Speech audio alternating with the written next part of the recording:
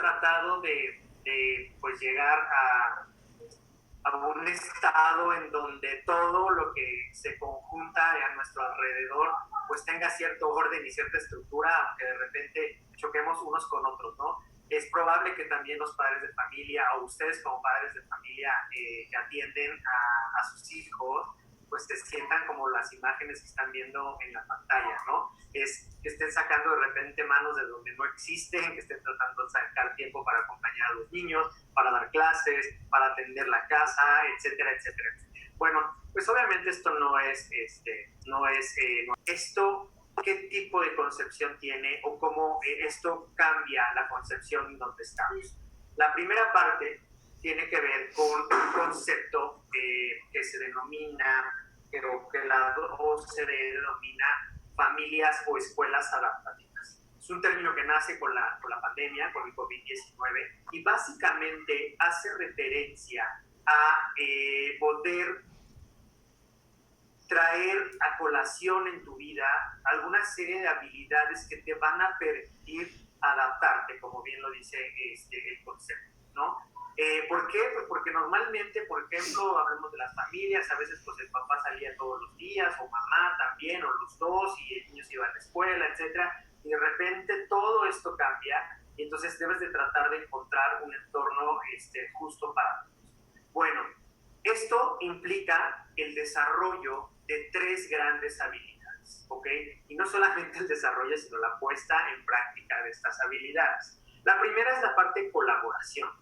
Y cuando hablamos de la parte de colaboración, no solamente significa que yo como docente o yo como papá trate de hacer mi parte en la educación de los niños o en la parte del trabajo, en donde, bueno, yo recibo un correo electrónico, recibo una instrucción de la escuela, envío el trabajo, tengo retroalimentación. Eso no necesariamente es colaborar, ¿no? Colaborar es tratar de encontrar cuáles son las fortalezas que yo tengo como padre de familia o como profesor que puedo poner en práctica a distancia. ¿Okay? Tal vez una escucha mucho más activa, tal vez si soy muy bueno para hacer videos, pues mejor hacer videos, etcétera, etcétera.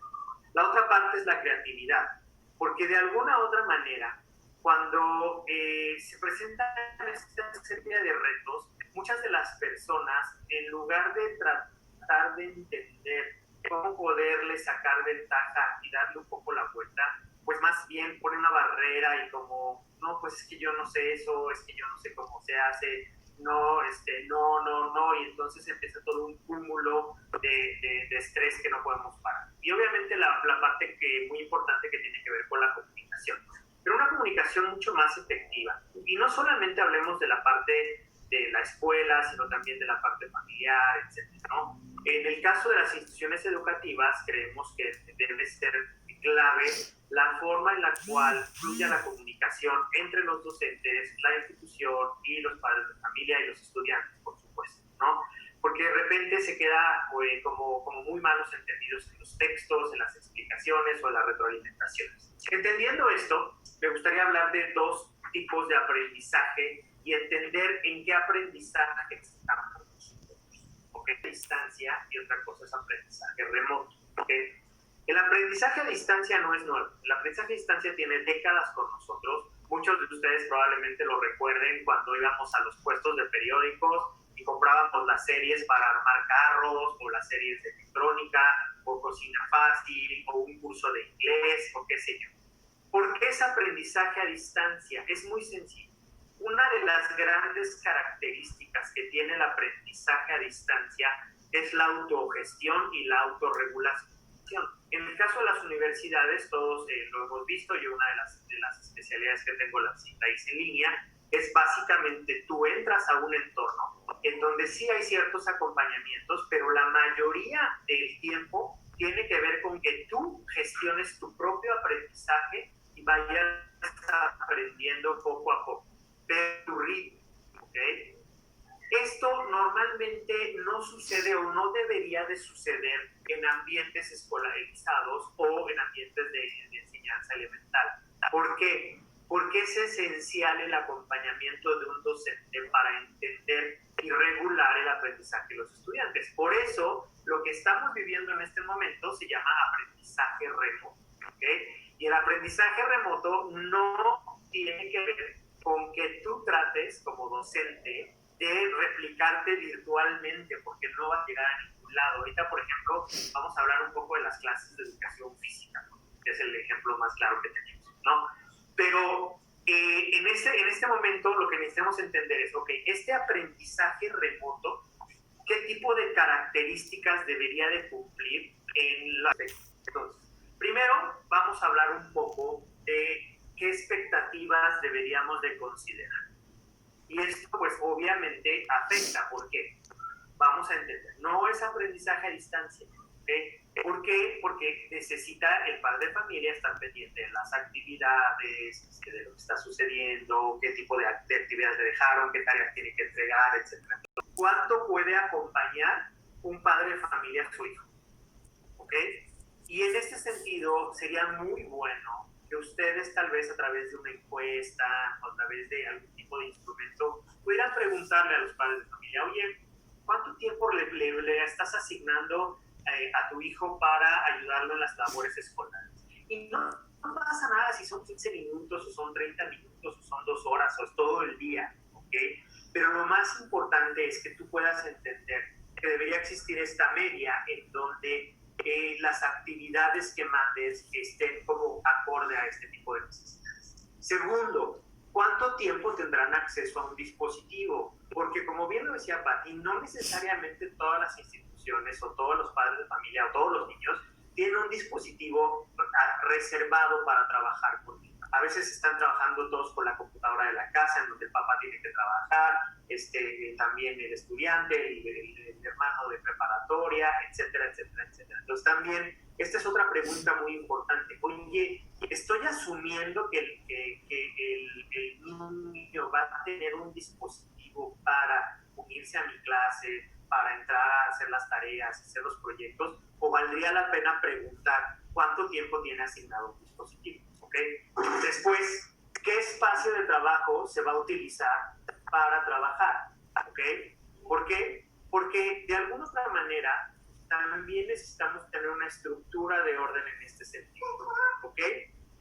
Ejemplo, es muy malo ver, me han compartido muchas imágenes al respecto, es muy malo ver niños trabajando tareas en la cama, ¿no? O en el piso, o utilizando sillas de respaldo, etcétera, etcétera, etcétera, porque obviamente eso no es una situación que queremos y eso nos puede detonar otro tipo de problemáticas, ¿ok? Estructura de horarios, muy importante, ¿ok? Muchos de ustedes han estado trabajando de forma muy dura para tratar de ayudar a las familias a que tengan ciertas estructuras en tareas, en actividades, etc. Y por último, una muy buena comunicación institucional. ¿Y a qué nos referimos con esto? Y sé que es difícil, pero a veces no tomamos ventaja de algunas cosas que pueden tener nuestros dispositivos, como puede ser una nota de voz. Ejemplo, cuando un padre de familia te pide retroalimentación acerca del trabajo de su hijo, si te vas a la forma clásica, lo que probablemente vas a hacer es vas a tratar de escribir texto. Pero como tienes 35 o 70 estudiantes, pues si eso se replica las veces que lo tienes que hacer, probablemente va a ser muy desgastante. ¿Qué pasaría si a lo mejor mandas una nota de voz? ¿No? ¿Qué pasaría si a lo mejor firmas un pequeño videíto? No sé, hay muchas cosas. Ahora, hablando del espacio físico, ¿ok? Algunas características muy buenas y ustedes también las tienen que seguir porque probablemente estén pasando mucho tiempo en la pantalla. Por último, bueno, lo que sigue es la parte de la iluminación. Muy, muy buen punto. No sé si lo sepan, pero en nuestras casas nosotros tenemos luces cálidas normalmente. Estas luces un poco más amarillas, ¿ok? Y lo que despiden nuestras pantallas, como la computadora, como una tableta o qué sé yo, es luz blanca, ¿ok? En otros casos luz azul. De hecho, han visto por ahí estos anuncios de los famosos lentes que retraen la luz azul, ¿no? Esto lo que hace, si no tiene un buen balance, lo que hace es que vas a forzar tu ojo a estar tratando de luchar contra los brillos y los contrastes de la luz. Entonces, muy importante, el lugar donde estés trata que tenga iluminación natural o que tenga luz artificial blanca, ¿ok? Y por favor, los dispositivos no se utilizan con el brillo máximo, ¿ok? A algunos les encanta subirle a la pantalla el brillo máximo porque se ven más los colores, se ve más nítido. No. Hay de hecho funciones en sus computadoras o en sus tabletas que pueden regular el brillo, ¿sale? Súper. El tema de la ventilación. El tema de la ventilación es también muy importante, ¿ok? Como saben, como probablemente lo saben, cuando estás trabajando con una pantalla, ¿ok? O cuando tu mirada está fija en una pantalla, como puede ser la televisión, tu ojo parpadea menos, ¿ok? Y eso hace que el ojo se lubrique menos, y eso hace que el globo ocular se caliente, ¿okay? Se gane más temperatura. Cuando tú tienes cuando tú tienes ventilación directa a tu vista, a tus ojos, lo que puede llegar a pasar es que te empiecen a doler los globos de los ojos, ¿ok? De tanto estar con la mirada fija y que te está llegando un aire tal vez frío o menos cálido, ¿no? Entonces, en este caso, la recomendación es, por favor, tengan métodos de ventilación indirecta, ¿vale? Una ventana a un lado, tal vez un ventilador, pero de la parte de abajo, no sé, algo por ahí, ¿sale? En la experiencia, y todos lo hemos vivido, que de repente estamos en una videoconferencia, se empieza a cortar el audio, ya no se oye video, que no se ve, etcétera. Bueno, podemos aminorar mucho esa experiencia si trabajamos lo más cercano al famoso router de Wi-Fi, que es básicamente donde la compañía que nos provee internet pone el aparatito. Ahí obviamente la fuente va a ser mucho más poderosa y nos va a poder ayudar más. Y si quieres tener una mejor experiencia, y si lo puedes hacer, todos estos aparatitos se pueden conectar. Puedes conectar un cable de red atrás, y ese mismo cable de red lo puedes conectar a tu computadora o a tu tableta, mejorando mucho más la velocidad del internet, ¿ok?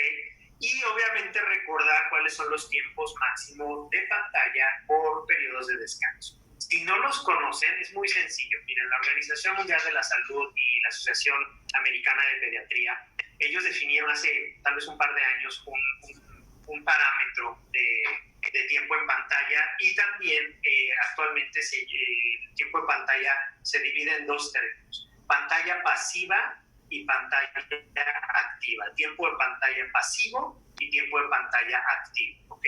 El tiempo de pantalla pasivo es el que utilizamos, por ejemplo, cuando estamos viendo la tele, cuando estamos viendo una película, cuando tal vez estamos viendo algún contenido en el celular, y simple y sencillamente no tenemos ningún otro tipo de movimiento o acción. Ese es el más perjudicial, ¿ok? Y en tiempos de pantalla pasivos se recomienda en menores, bueno, de 0 a 2 años no puede haber tiempo de exposición pasiva, ¿ok? Es muy dañino. De 2 hasta 6 años está limitado a 45 minutos de pantalla por 15 minutos de descanso, ¿ok? Pero es pasivo. Recuerden, imagínate que le estás poniendo un video a un niño en estas edades y lo estás dejando todo ese tiempo fijo en la pantalla, ¿ok? Y mayores de 6 años, ¿ok?, va aumentando 10 minutos de tiempo de exposición de pantalla por año. Es decir, 7 años 55, y así 65, pues se va yendo. ¿Hasta dónde está limitado o hasta dónde es recomendable no seguir adelante? ¿Ok?